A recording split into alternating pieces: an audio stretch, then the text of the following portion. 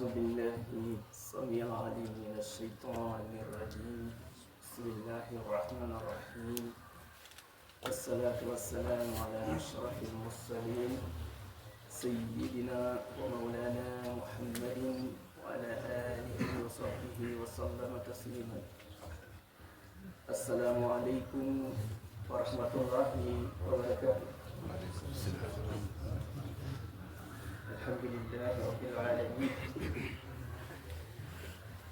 Chers frères, nous étions toujours sur les dars, Inch'Allah. Nous allons continuer de les faire durant tout le mois de Ramadan. Ces dars qui s'intitulaient sur la pratique religieuse, la salat, la prière et les obligations et comment réparer les prières.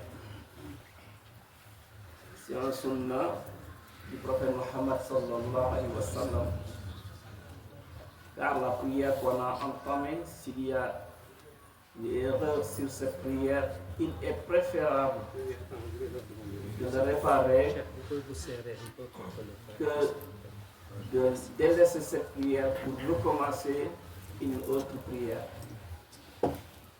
Et nous avions dit la dernière fois qu'il était impératif pour le fidèle qu'il puisse se reconnaître, avoir une parfaite connaissance des éléments qui sont les éléments obligatoires.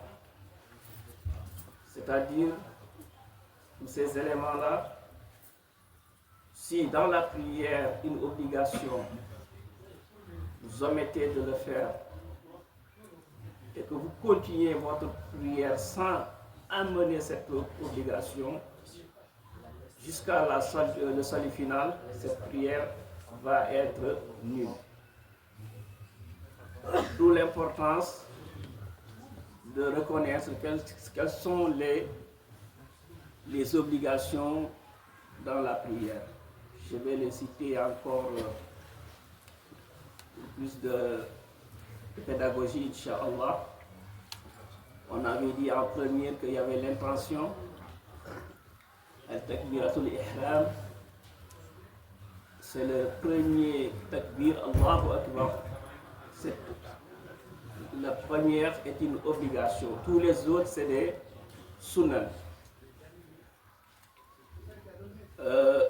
Être debout, la position debout, la récitation de la sourate al-Fatiha, mais aussi la récitation de cette sourate Fatiha en position debout. Ça fait partie des obligations.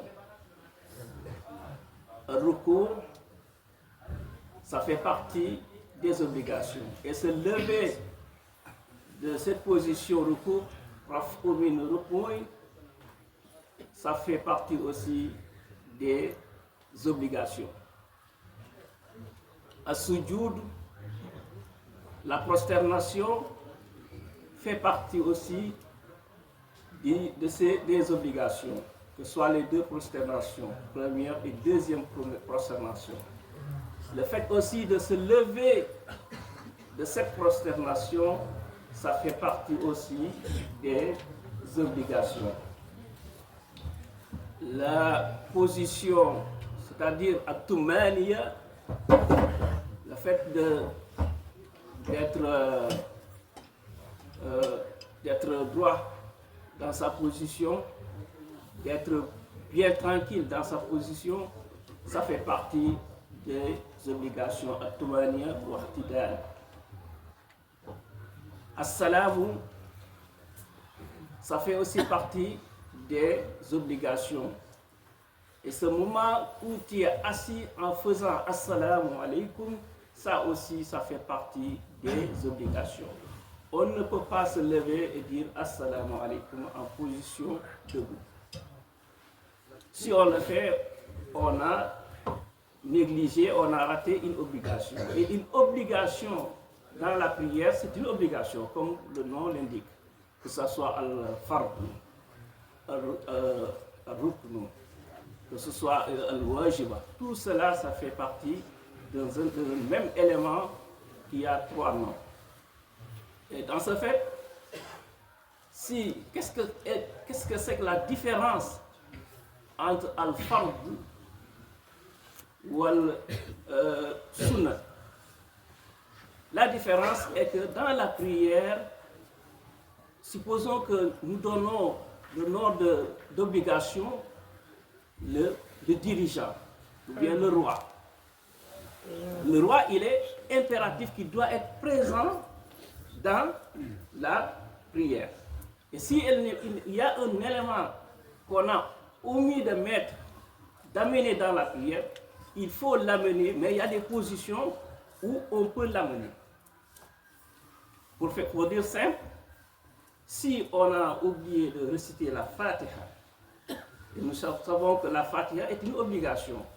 On est venu, on a fait Allahu Akbar, on a récité Surat al-Nasr ou bien une autre surah, et on a oublié de réciter la Surat al-Fatiha. Jusque-là, on est en position debout. On peut rattraper ce Surat al-Fatiha qu'on n'a pas encore récité.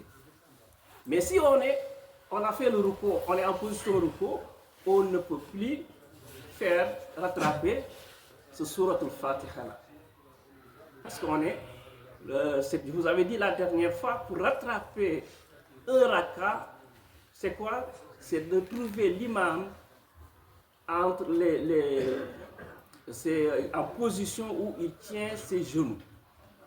Si c'est décolle de ses genoux, ce raka, même si tu as fait le ruku, tu as fait le sujoud, tu as fait autre chose, ça ne fait pas partie de ta prière. Donc il faut rattraper ce raka-là. Je l'avais montré, la manière dont on rattrapait les rakas qu'on a ratés sous la direction de l'imam. Donc, bien évidemment, si on n'est pas sous la direction d'un imam, mais on prie seul. Et sur la position, sur cette, comment dirais-je, sur ce que je venais de dire, tu as omis de réciter la Surat al-Fatiha. Jusqu'à ce que tu tiens tes genoux, tu ne peux plus rattraper ce raka-là. Qu'est-ce que tu vas faire? Tu vas délaisser ce raka-là et tu vas continuer la prière en remplaçant ce autre raka que tu as délaissé avec une autre raka et tu vas faire un sujoud. On ne va pas rentrer dans les détails parce qu'on va attendre si on arrive sur ce cas-là parce que je veux faire du début jusqu'à la fin, Inch'Allah. Donc, c'est ça, as-sujoud. Et le sujoud, c'est quoi? Sunan li sahwin bana sajdatani min ziyadatin aw nuqsani. Fa zaydu sajdatahu min ba'di salam ba'dahuma tashahhadun wa akhirun zid. C'est quoi? On a l'habitude d'entendre Habla, Ba'da. C'est quoi en fait? Habla, c'est avant. Ba'da, c'est après. Mais avant où et après, après où? Si on a omis, si on a diminué les... disons que aussi les fards, c'est pas parce qu'on l'a délaissé, on va faire le sujoud, ça le répare. Non, il faut l'amener. Et quand tu l'amènes, tu dois faire après un sujoud. C'est la différence entre les sunnahs. Les sunnahs, si tu oublies des sunnahs, je ne vais pas les citer, si tu diminues, tu vas faire qabla avant. Tu vas rajouter dans la prière. Mais si tu augmentes des sunnahs qui dépassent 2 à 3, tu fais ba'd. Ça va dire c'est quoi? On va vous dire rapidement, les ulama, il y a chez les malikites, si tu as fait un rajout dans la prière, qu'est-ce que tu fais? Tu fais un tashahhud, après, tu fais as-salam. Et quand tu fais le salam, tu dois renouveler cette intention de refaire ce sujoud al-ba'diyya, parce que tu es déjà sorti dans la prière. Quand tu faisais l'intention de faire la prière, c'était pour faire 4 rakats. Mais tu es sorti de la prière et tu vas faire 2 sujoudul ba'diya. En ce moment, tu ne vas pas le dire, mais tu vas renouveler l'intention dans ton fort intérieur et tu fais 2 sujoudul ba'diya, 2 sujouds avant. Il y a une différence entre les mazhab. Chez les malikites, qu'est-ce qu'ils ont dit? Ils ont dit qu'ils n'ont pas vu un salam sans tashahhud, précédé par un tashahhud. Donc eux, ils vont faire encore notre tashahhud et ils vont faire le salam. Chez les autres, qu'est-ce qu'ils ont? Ils n'ont pas fait le tashahhud. Ils vont faire juste un sujoud, après ils font directement un salam. Mais il n'y a pas à s'inquiéter. Si nous faisons tous ces prières ensemble, que ce soit chez les Hanbalites ou bien chez les Malikites, on a une prière parfaite. Donc, parce que la différence de ces ulémas, c'est quoi? C'est ar-rahma. C'est au niveau de la compréhension, mais c'est pas par haine ou bien par animosité. Il faut accepter les autres, parce que c'est de la sunna du prophète Mohammed sallallahu alayhi wa sallam.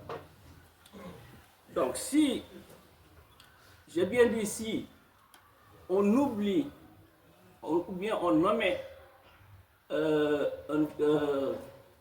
soit un élément des obligations dans la prière, on doit l'amener. À quel moment on doit l'amener?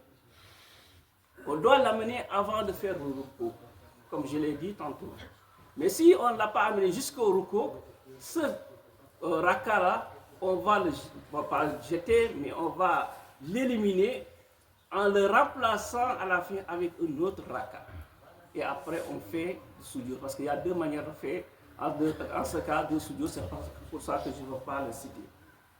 Donc, là, c'est le cas de min ziyadatin ou nusadin, c'est ça qui oblige de sujoud qabliya ou ba'diya.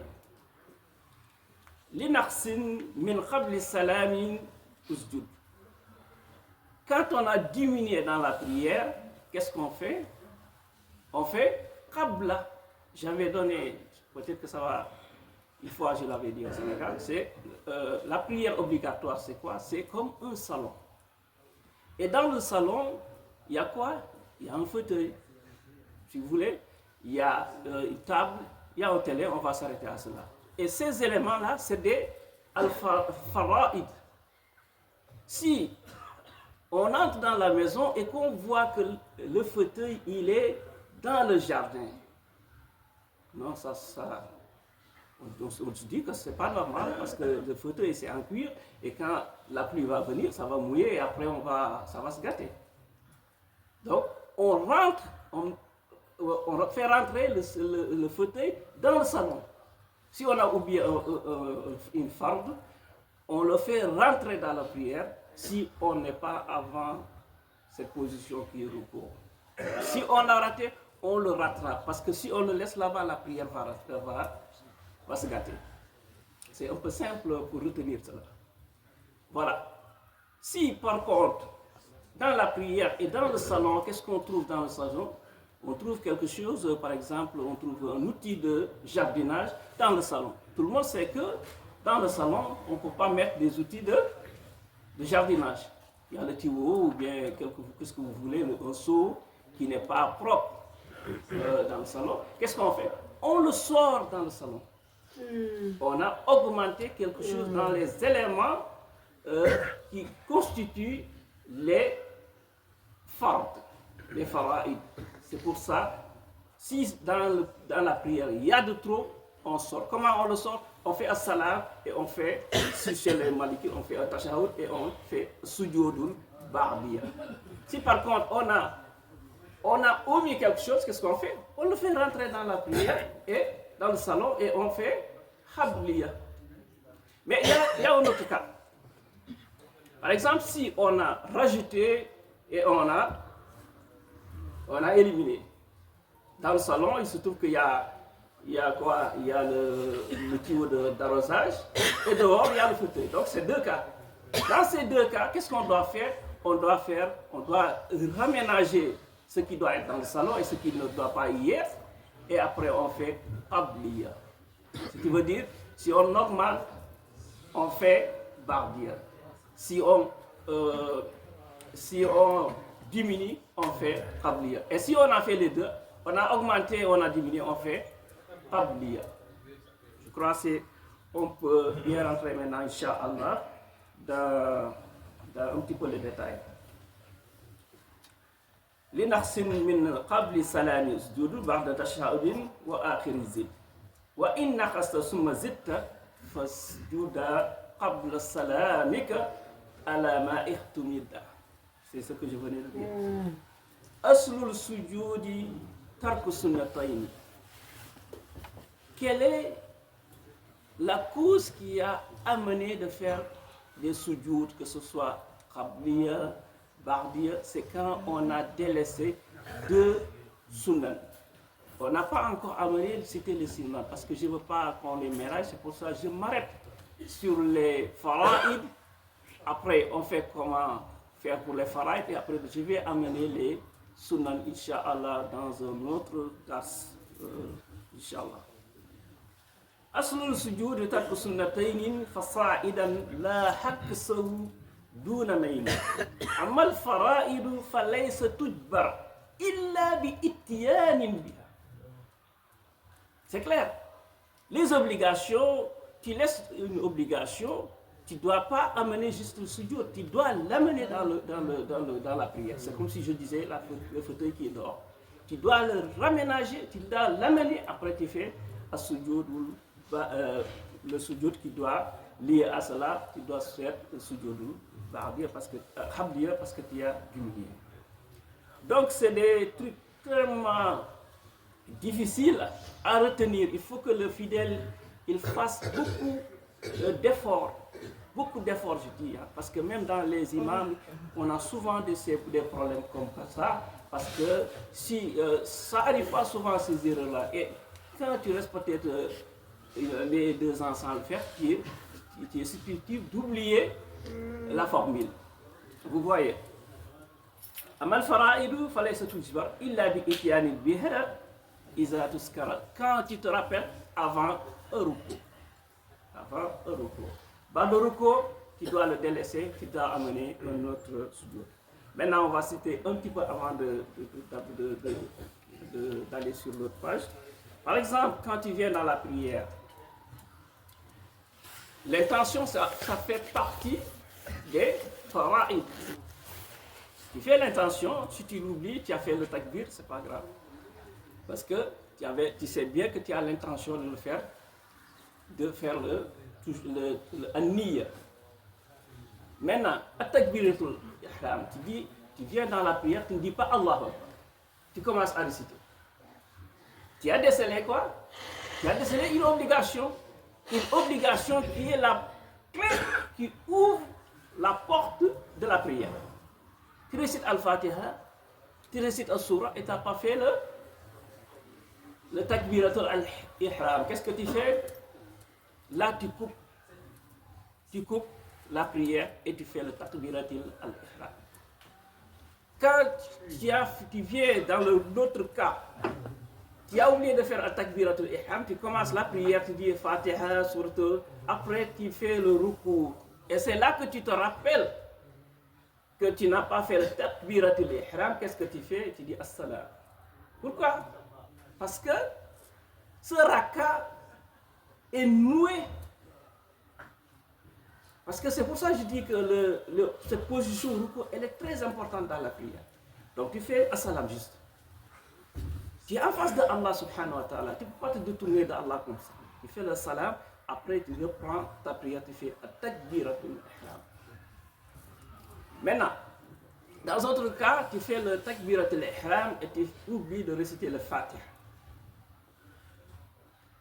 Tu récites un surat, tu te rappelles avant ce ruku, tu retournes en arrière, tu récites al-Fatiha, après tu continues ta prière. Et après, qu'est-ce que tu fais? Tu fais al-Ba'diya. Tu fais al-Ba'diya parce que tu as rajouté, tu as omis dans la prière et tu as... Non, après Khabliya, tu mets Khabliya, tu as omis et tu as rajouté. Vous voyez? Tu as omis la Fatiha, mais en fin de compte, tu l'as amené encore, qu'est-ce que tu as fait? Tu as omis et tu as rajouté, tu fais qabliya. Voyons. Dans un autre cas, celui qui vient, il récite à Surat al-Fatiha. Par négligence, il récite encore Surat al-Fatiha. Donc, dans Surat al-Fatiha, dans ce raka, il récite 2 Surat al-Fatiha. La Surat al-Fatiha est tellement, si vous voulez, lourde. Elle ne peut qu'être dans un seul raka. Et il ne peut pas y avoir dans la prière un raka où il n'y a pas Surat al-Fatiha. C'est une obligation dans toutes les prières de réciter la Surat al-Fatiha. Mais aussi, c'est une obligation, le Surat al-Fatiha, il est tellement lourd, il remplit complètement ce raka, il n'y a pas une place pour une deuxième Surat al-Fatiha. Si tu le fais, qu'est-ce que tu fais? Tu as rajouté dans la prière, après le salam, tu fais 2 prosternations, ba'diya, pour réparer, rajout que tu as fait dans cette prière-là. Tu fais Surat al-Ba'diya, tu fais, après le salam, tu fais 2 sujud. Pour réparer ce que tu as rajouté comme 2 Fatiha. Mais par contre, les ulama, qu'est-ce qu'ils disent? Si tu fais dans un raka, tu fais exprès de réciter Surat al-Fatiha 2 fois, ta prière va être nulle. Si tu l'as fait inconsciemment, tu dois faire as-sujud. Mais si tu le fais 2 fois dans la prière, par exprès, cette prière va être nulle. On a bien compris sur Surat al-Fatiha. Par contre, si, comme je l'ai dit tantôt, dans cette première raka, tu ne récites pas Surat al-Fatiha, tu récites Surah jusque que tu es en position de ruku. Et là, tu te dis, tiens, je n'ai pas récité à Surat al-Fatiha. Tu ne peux pas retourner pour réciter cette sourate parce que ce raka est déjà nuit. Donc tu as déjà terminé la première raka, même si tu n'as pas fait les sujud. Tu entames le deuxième raka et cette raka que tu as éliminée, en fait, tu l'élimines et tu en remplaces par un autre raka. Il y a 2 manières de faire le sujud. Si on est avant ou après, je ne vais pas rentrer dans ce détail, Inch'Allah.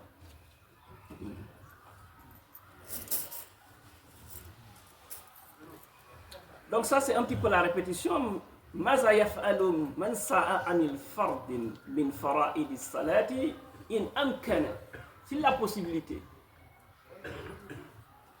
la possibilité, lahu an yatadarak, c'est la possibilité de le rattraper, il va le rattraper avant le recours. Si le recours, il a fait au moment du recours, il se rappelle cela, ou après le recours, cette raka, elle est nulle, elle va le délaisser pour en remplacer un autre raka, c'est clair, mashallah. Mahwa sujudul habliya, qu'est-ce que c'est que les prosternations avant le salam? Je l'ai dit, c'est de faire 2 sujud avant de faire as-salam. Qu'est-ce qui est cette cause qui t'amène à faire 2 sujud al salam? Parce que tu as oublié quelque chose. Qu'est-ce que tu as oublié? Tu as oublié 2 sunan que je n'ai pas encore amené dans le dars, ou 3 sunan. Mais s'il s'agit d'un fard, le fard, je l'ai cité, tu dois amener ce fardu et après tu fais un sujud. Donc là, on va essayer de ne pas aller trop loin pour qu'on puisse, masha'Allah, retenir ce qu'on vient de dire. Pour qu'on puisse vraiment retenir cela. Mata yakunu sujudul habliya, an naqsin sunnatayni aw aksar, quand on omet de mettre 2 sunan ou plusieurs sunan, c'est là que les sujud vont être amenés comme on doit l'amener. Assalamu alaikum wa rahmatullahi ta'ala wa barakatuhu. Rabbana taqabbal minna innaka antas sami'ul alim. علينا إنك أنت الغفور الرحيم. اللهم اغفر لي ولوالدي وللمؤمنين والمؤمنات والمسلمين والمسلمات الأحياء والأموات. اللهم لا تدع لنا ذنبا إلا غفرته ولا هما إلا فرجته ولا دينا إلا قضيته ولا مريضا إلا شفيته ولا حاجة من حوائج الدنيا والآخرة إلا قضيتها يا أرحم الراحمين. وصلي على النبي وسلمي واهدي به حاجة كل مسلمين. سبحان ربك رب العزة عما يصفون والسلام على المرسلين. الحمد لله رب العالمين.